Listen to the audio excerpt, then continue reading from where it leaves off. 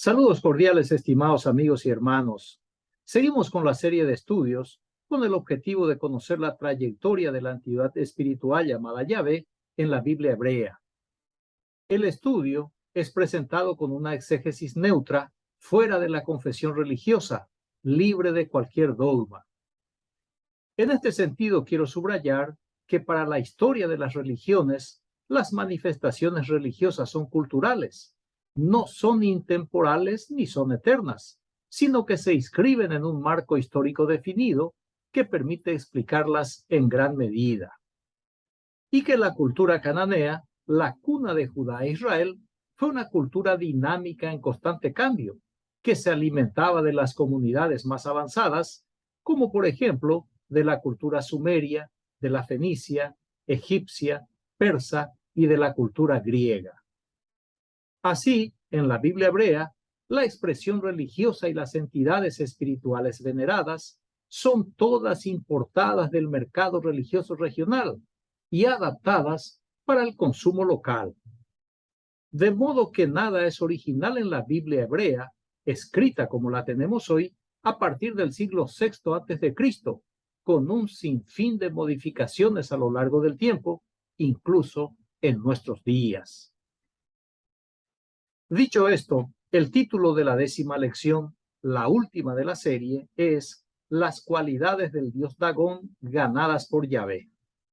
El texto con la que arranca el estudio es Jueces capítulo 16, versículo 23. Y voy a leer en la versión de la Biblia Reina Valera revisada, edición 1960. Entonces los principales de los filisteos se juntaron para ofrecer sacrificio a Dagón, su dios, y para alegrarse. Y dijeron, nuestro Dios entregó en nuestras manos a Sansón, nuestro enemigo. Dagón fue el dios principal de los filisteos, un pueblo que, como todos, tenía una deidad tribal o nacional, pero adoraban a varias divinidades al mismo tiempo. Así también el pueblo de Judá, con Yahvé a la cabeza, pero con una cola de dioses por detrás, los cuales siempre fueron preferidos y adorados por la población entera, incluso por los sacerdotes del dios Yahvé. Aquí debo recordar un par de características de la época de los jueces de Israel. Una, la creencia de que la conquista de un pueblo era obtenida por el poder de su Dios, por cuya fuerza había superado a la divinidad de su adversario. Si eran derrotados, reconocían la superioridad de la deidad del pueblo ante el cual habían caído y a empezar de nuevo. Los que sí sacaban ventaja política de sus derrotas eran los sacerdotes de Yahvé, quienes transferían la responsabilidad de la derrota sobre el pueblo, acusándoles de haber pecado y que por eso la deidad les abandonó y empleó al adversario para castigarlos. Esto sabiendo que son los sacerdotes los que toman las decisiones políticas y militares, y no el pueblo. Pero, como ellos escriben la historia, siempre aparecen como los buenos de la Biblia hebrea. No olvide que la élite sacerdotal es una clase política, cuya herramienta es la religión y cuyo objetivo es mantener el control de la sociedad en forma completa. La otra característica es que todos los pueblos eran politeístas e idólatras, incluso Judá e Israel.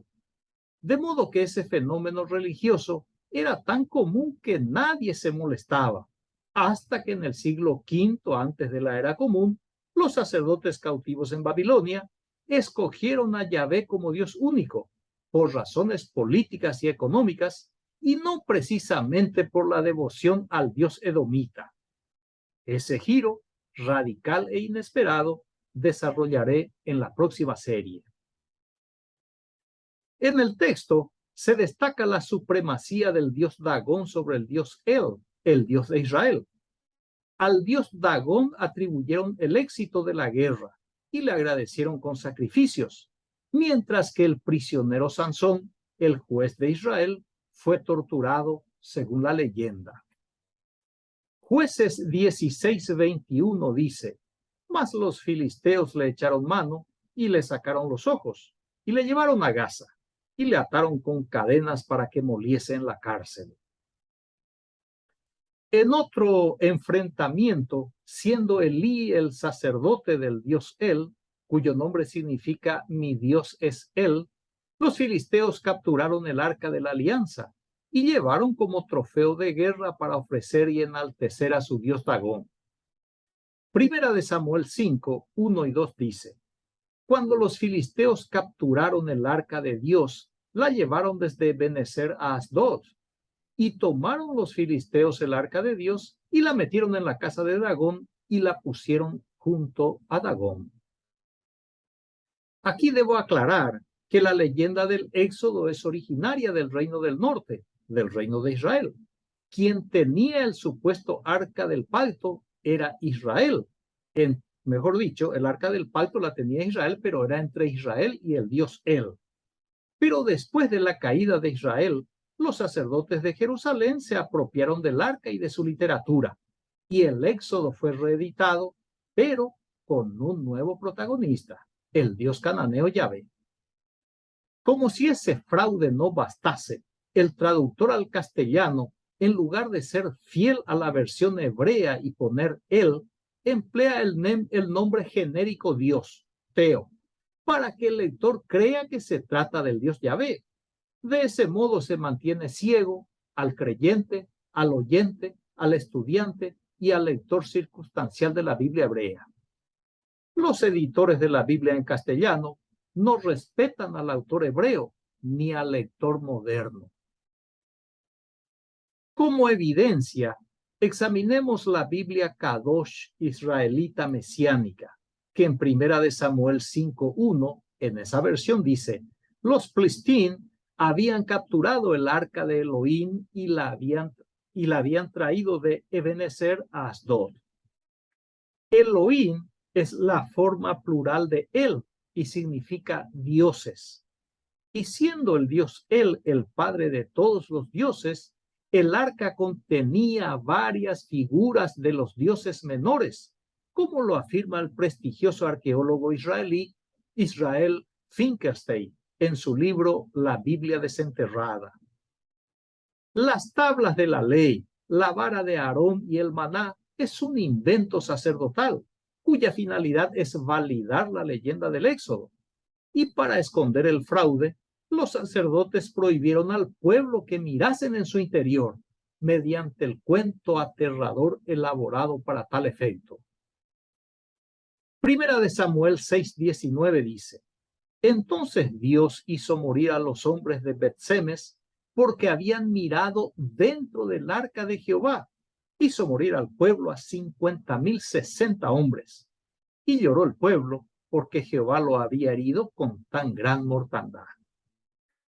No se menciona cuántos fueron los que miraron, pero el número de muertos en el cuento es intencionalmente elevadísimo, porque el objetivo del escritor es intimidar o amedrentar a la gente. En el supuesto caso de que alguien desee tan solo tocar la urna de los diosesillos, ya que representa la presencia de su Dios, los sacerdotes crearon otra historia de terror. Segunda de Samuel 6 y 7 dice: Cuando llegaron a la era de Nacón, Usa extendió su mano al arca de Dios y la sostuvo, porque los bueyes tropezaban. Y el furor de Jehová se encendió contra Usa, y lo hirió allí Dios por aquella temeridad, y cayó allí muerto junto al arca de Dios. Cuando se apropiaron del templo jebuseo, la caja mágica o el arca de los ídolos cananeos fue depositada en el lugar santísimo para que nadie la viera, excepto el sumo sacerdote, que entraba para rendir culto a todos esos dioses de una sola vez, una vez al año.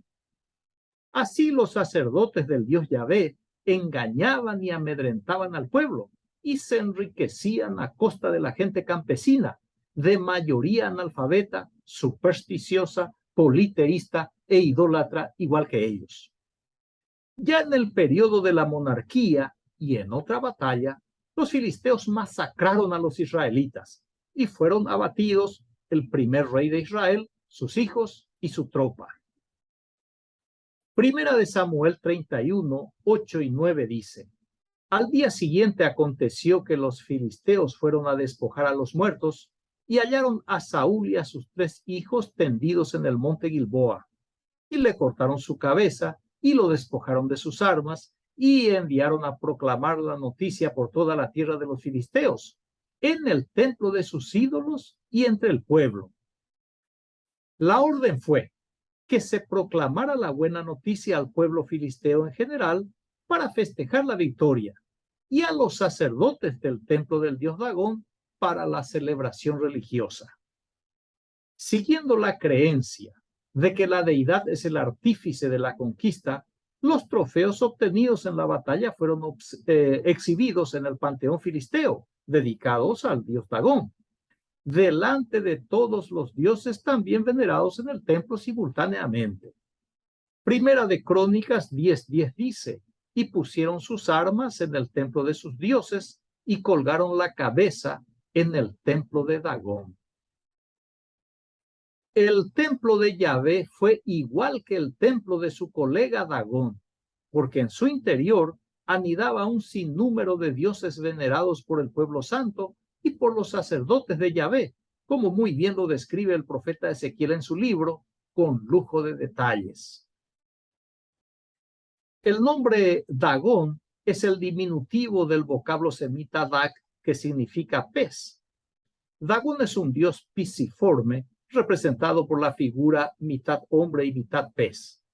Esta descripción puede verse en las monedas de varias ciudades filisteas y fenicias.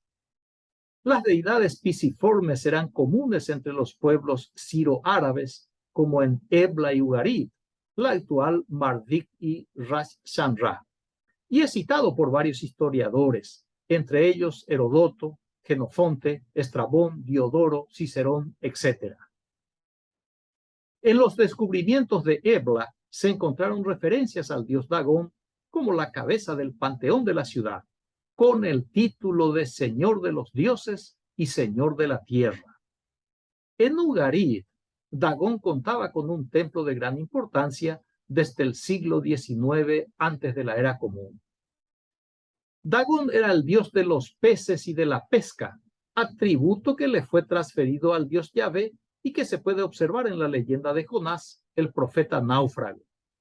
Jonás 1:17 y 2:10 respectivamente dice: y preparó Yahvé un gran pez que tragará a Jonás, y estuvo Jonás en el vientre del pez 3 días y 3 noches. Entonces Yahvé dio orden al pez, y éste vomitó a Jonás en tierra. El dios Yahvé es insuperable, y aquí hace galas como el dios de los peces, controlando al gran pez para que tragara con delicadeza al mensajero Jonás, que no le mordiera, que el jugo gástrico no le afectara y que el oxígeno no le faltara. El dios Yahvé es inigualable. Al ser Dagón el dios de los peces y de la pesca, constituía un símbolo de multiplicación, y esa cualidad también le fue otorgada al dios Yahvé, según la visión de su profeta. Ezequiel capítulo 47, versículo 10 dice: y junto a él estarán los pescadores, y desde Engadi hasta en Eglaim, será su tendedero de redes, y por sus especies serán los peces tan numerosos como los peces del mar grande o el mar Mediterráneo. En la visión, las aguas dulces se llenarían de peces. Habría pescadores en toda la orilla y peces en abundancia como en el mar Mediterráneo. El dios Dagón se quedó corto delante de tanto poder que desplegaría el dios de los judaítas en algún momento de su historia. Vaya a saber cuándo. Esta nueva cualidad de Yahvé la heredó su hijo unigénito, Jesús de Nazaret, su único hijo que tuvo con María, la esposa de José. Lucas capítulo 5, versículos 4 y 6 dice: cuando acabó de hablar, dijo a Simón: rema mar adentro y echen sus redes para pescar. Simón le respondió: Maestro, hemos estado bregando toda la noche y no hemos pescado nada, pero por tu palabra echaré las redes. Y haciéndolo así, pescaron gran cantidad de peces, de modo que las redes amenazaban romperse. El Nazareno dio la orden a su discípulo Pedro que remara al agua adentro y echara las redes. Pero Simón se resiste y argumenta que intentaron toda la noche sin pescar nada. Es como si Pedro dijera a Jesús: tú eres carpintero y nosotros somos los pescadores, los que conocen de pesca. O como dice el refrán, zapatero a tus zapatos. Pero el autor elabora su narrativa con el fin de estimular la fe de su comunidad en el Jesús desaparecido. Así que retrata a Pedro como un individuo típico, un hombre sin fe, incrédulo, que decide seguir la instrucción del maestro y mediante ese acto de obediencia ciega logra una pesca milagrosa y abundante. El mensaje es claro: obedezca sin cuestionar. Es bueno recordar que el pez es un símbolo de la comunidad cristiana, porque ictis en griego significa pez y coincidentemente forma el acrónimo de las palabras Jesucristo, Hijo de Dios, Salvador. En la Iglesia Católica, el Papa y los obispos visten un gorro llamado mitra que tiene una forma similar al tocado de Dagón. Algunos dicen que representa la cabeza de Dagón con la boca abierta, por lo que tiene la parte superior dividida y puntiaguda. Otros, sin embargo, dicen que la razón por la que el Papa usa es para seguir la tradición de la mitra que usó el primer Papa, quien había conocido los secretos del dios Dagón. Muy bien, aquí abro un pequeño paréntesis para señalar que los templos principales del dios Dagón se encontraban en las ciudades de Gaza, según Jueces 16:21, donde Sansón se había suicidado, según la leyenda. Otra ciudad es Asdod, según 1 Samuel 5:1, donde fue llevada la urna de los dioses o el arca de la alianza. También había otros santuarios y templos menores en otras ciudades, como por ejemplo Cafar Dagón o Casa de Dagón, cerca de Jamnia. Bet Dagón o casa del dios Dagón en el territorio de Judá, según Josué 15:41, y en el territorio de la tribu de Aser, según Josué 19:27. Cierro paréntesis. Otro atributo del dios Dagón es que era el dios del grano y de la siembra, y esa cualidad le fue concedida al dios cananeo Yahvé por sus sacerdotes. Levítico 19:19 dice: guarden mis preceptos. No cruzarás ganado tuyo de diversas especies. No siembres tu campo con dos clases de grano diferentes. No uses ropa de tejidos de dos clases. De nuevo, el dios Yahvé supera al dios Dagón en sus nuevas cualidades. Aquí se presenta como un técnico agrícola, dando consejos sobre el empleo del grano en la siembra, en un texto que denota su oposición al cruce de animales, al injerto vegetal y a la confección de prendas de vestir con diferentes materiales. El apóstol Pablo, sin embargo, y de contramano a esta clara disposición de Yahvé, creó la ilusión mítica del injerto de los gentiles al tronco judío. Se habrá irritado Yahvé. Los sacerdotes del siglo I de la era común silenciaron la voz de su Dios Yahvé, y nunca sabremos su opinión sobre la modificación genética, tanto en los animales como en los seres humanos, y sobre la industria textil moderna. Tampoco sabremos la posición del Dios sectario sobre el injerto ideado por Saulo de Tarso, de mezclar a su pueblo santo con gentiles pecadores, de injertar a los perrillos, como decía su hijo unigénito Jesús de Galilea. Otro rasgo del dios Dagón es que era el dios de la fertilidad de la tierra. El profeta cúltico o profeta de la corte se encarga de invocar ese atributo del dios pez en el dios toro Yahvé. Isaías 55:10. Porque como desciende de los cielos la lluvia y la nieve, y no vuelve allá, sino que riega la tierra y la hace germinar y producir, y da semilla al que siembra y pan al que come. Además de reglamentar el uso del grano en la siembra, Yahvé controla todo el proceso de la naturaleza, en aras de la producción de vegetales en general y de cereales en particular. Otra cualidad del dios Dagón es que era el dios del trigo y del arado. En este sentido, y según Eusebio, obispo de Cesarea y padre de la iglesia, Dagón, después de descubrir el trigo y el arado, fue llamado Zeus del arado. Isaías 28, 26 al 29 dice: porque su Dios le instruye y le enseña los retos, que el eneldo no se trilla con trillo, ni sobre el comino se pasa rueda de carreta, sino que con un palo se sacude el eneldo y el comino con una vara. El grano se trilla, pero no lo trillará para siempre, ni lo comprime con la rueda de su carreta, ni lo quebranta con los dientes de su trillo. También esto salió de Jehová de los ejércitos, para hacer maravilloso el consejo y engrandecer la sabiduría. El dios Yahvé superó a ambos colegas, a Dagón y a Zeus, juntos, porque Yahvé es el dios de la agricultura, el maestro de la siembra y de la cosecha y del uso de las herramientas.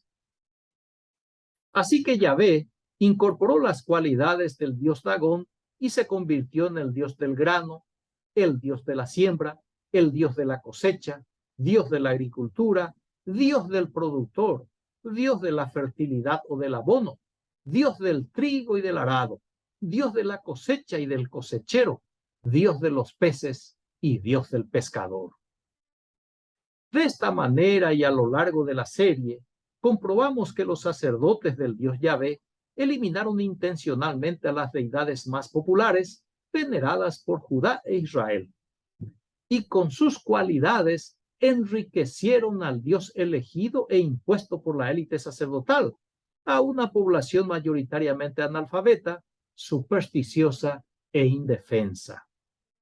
Con este procedimiento, la élite sacerdotal de Jerusalén creó una superdeidad llamada Yahvé, con poderes únicos e inigualables, pero tan solo en las páginas de la Biblia hebrea, porque en la vida de su pueblo nunca lo demostró, y eso que oportunidad no le faltó. Muy bien, concluyo esta exposición y la serie con la observación del escritor francés Paul Valéry. Lo que ha sido creído por todos, siempre y en todas partes, tiene todas las posibilidades de ser falso. Repito, lo que ha sido creído por todos, siempre y en todas partes, tiene todas las posibilidades de ser falso. Agradezco su amable atención, reciba un fraterno abrazo y hasta la próxima serie. Gracias.